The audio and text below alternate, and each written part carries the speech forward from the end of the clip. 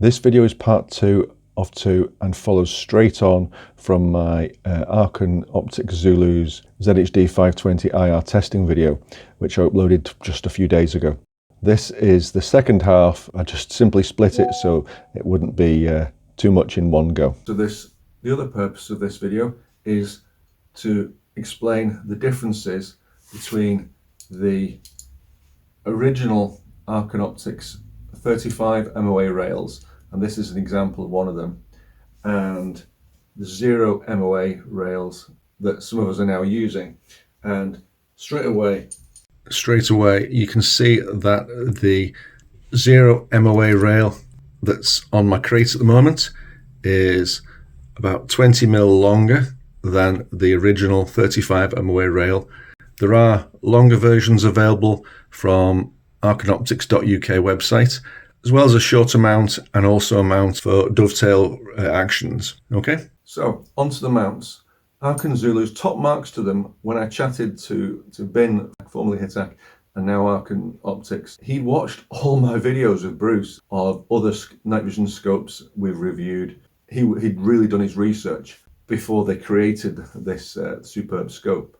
And the ZHD520 without the R, i.e. the non-LRF version, had an awful lot of stuff spot on. What they overestimated was previous scopes. Let's be honest, PARD 008 when it first came out. With digital scopes, you don't get flexibility, shall we say, that the erector tube assembly has on a glass scope, where you can crank it windage and elevation wise, and you have to crank it an awful long way to get any distortion on the screen, any shadows down the sides or top and bottom. But digital scopes, all digital scopes, Arken Zulus, PARDs, Sightmark Wraiths, Pulsars, all of them, one thing they can suffer from is they are aiming straight ahead, and there is a limited field of adjustment. So when it came to loopy airgun trajectories with the PARD mounts, when they were first introduced, people were having to shim the scope to avoid having the zeroed reticle very low on the screen. When the Zulus first came out and they were issued with 35 MOA mounts, that's a little bit much. 20 MOA would probably have been better. What they hadn't reckoned on is a lot of modern rifles like this IMAX Krait already has 20 MOA built into the scope rail, so razor rail. So it literally, the razor rail is angled 20 mil downwards at the front, whether you want to call it inclination or declination or whatever, but it's angled downwards so that you have to tilt the rifle upwards to help compensate with the scope for the loopy trajectory of a relatively low powered UK sub-12 air rifle. So this meant early on the zeroed reticle was pretty high on the screen. X might be 10 or 11, Y was plus 241. So that's pretty high, about between a quarter and a third of the way down from the top of the display. Still usable, but pretty high. Arken also responded to feedback from myself and others. With the very next firmware update, they introduced auto centering. So when you zoom above 5 times base mag to 7.5 and above, the reticle auto centers. And they've added improvements like adding a unique date stamp to the start of each file name. Just updated the firmware, and I'll put the version number on screen. This is just a quick test because now when I turn the zoom wheel clockwise, there you go, the zoomed reticle auto centers on screen.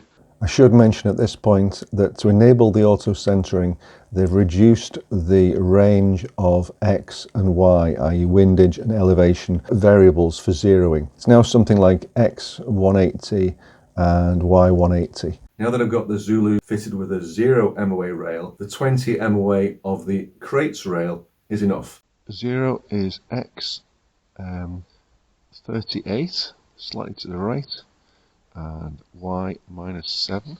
The other testing we did at the quarry with Bruce and Billy was the 0 MOA mount was spot on for this rifle having a 20 MOA rail. When Bruce received the same mount for review and testing, he popped it on his 2.2 rimfire rifle using subsonic ammo. So Bruce has put a fresh target down range, you can see on his target cam here, and Billy's just about to fire a 5-shot group, 50 yards, with the Zulus still on the 35 MOA mount.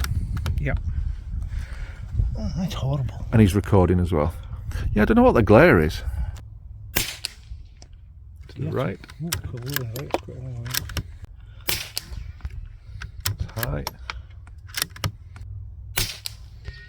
That's the right hand side of the bull. There's a little bit of lag, isn't there? Aye. That's the same spot. Almost. Okay, And that's in the bull as well. Last three are good. Yeah, the last three are all in the bull. Right. So that's Bruce refitted the Zulus with the 0 MOA rail, as you can clearly see there. We have done nothing else. Yep. Same target, same range, same shooter, same everything. Billy. The rifle is rock solid, so it hasn't moved. No. Billy's simply going to fire 5 rounds I think I'm going to have and to see where they land. Before you shoot, Billy, hold on a minute. I need to zoom out because we want to be able to see it. Right. Yeah, because you're expecting 17 inches of drop, yeah? Aye. God, that's horrible. I can't fit it is. What? The lens has messed it up. Ah. With the temperature. Aiming at the black dot, we should be seeing bullets landing down here. Just fire a group of 5 and then we'll go up and Yep. We'll go and measure. We'll go and record where they end up. Right, we'll go up and take a... See if we see where they land. Can you see further landing, Billy? Yeah. No? Your field of view will be pretty narrow there. Tidy little group there, Billy. So you go for that, Bruce, measure that. I'll measure it as a straight line, okay? Okay. Yeah, I make that 18 3/4. Okay. In theory it should be 17.5. I think that's close enough. Definitely close enough. Yep. So well done, Bruce. I think well done, Billy. Well, I think what we've done is we've shown the difference where the bullet impact is between the two mounts Yep. at a specific range. With that, okay, with that, and it obviously be different with different guns and different, velocities of projectile. But if I was to put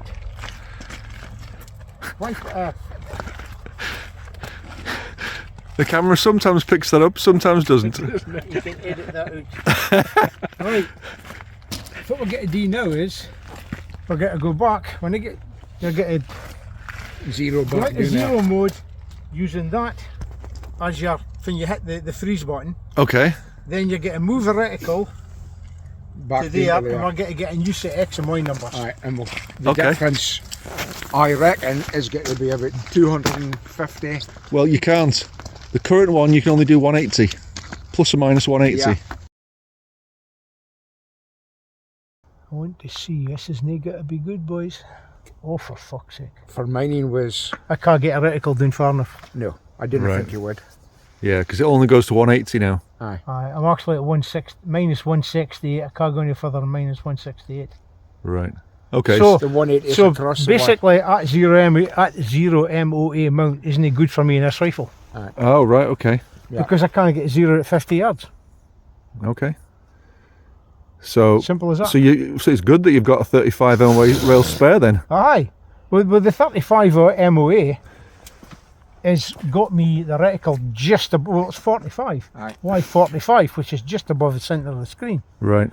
Now with this thing, I can't get it down far enough. Yeah. If I could get further down, the reticle would be way down at the bottom of the screen. Yeah. So for me, the 35 MOA mount is the right mount for this particular rifle. Yeah. It may not, it's not going to be the case for everybody, I understand that. Yeah. And the 0 MOA mount is spot on for me with my Air Max Krait Well, there you with a 20 MOA rail. Yeah, okay, that's right. Yeah. So you've got a 20 MOA to start with. Yeah. And he found the zeroed reticle was too low. So that was using a Tikka T3 rifle, I believe, with no MOA inclination in the rail, a loopy trajectory round, 22 LR. So he actually replaced the 35 MOA mount and found he was zeroed much nearer the center of the screen. So for some people, a 20 MOA mount or a 35 MOA mount will be perfect. In my experience, for those of us with a sub 12 air rifle 177, so pretty flat shooting, on a rifle with a 20 MOA rail, the 0 MOA is perfect. And here's one more option. I'm currently reviewing this Rexmex Ixia Compact two-tone. It's 177 sub 12, kindly on loan from Nick and the team at Wirral Guns. I'm reviewing this for Airgun World right now. Now here, the razor rail, as you can see, is quite far forward, and neither of the 0 MOA or 35 MOA Arken Optic Zulus mounts I've got would be long enough. Dismounted that, I fitted the Zulus ZHD520 here directly to the top of the Eaglevision Cam 108 MOA rail, and that allowed me to increase the reach back, as you can see. So also that takes care of any elevation adjustment. So 0 MOA, 35 MOA, it doesn't matter. It's all adjusted out via this one mount. I'll put the link to that in the description below. Hope all that made sense. Thanks very much again to Arken Optics.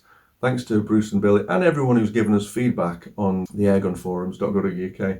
I'm looking forward to meeting the team from Arken Optics at the British Shooting Show in just less than a month now, and I look forward to seeing lots of you there. You won't be able to miss me, because I'll either be recording, chatting to people, or interviewing people on various stands, or I'll be sitting down, resting my legs while uploading videos to YouTube, topping up my phone battery, and then moving on to the next stand. Gonna be a busy 3 days. Looking forward to it, so I'll see you all there.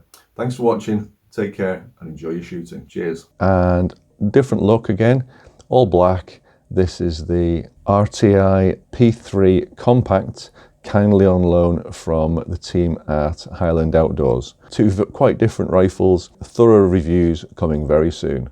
Thanks for watching.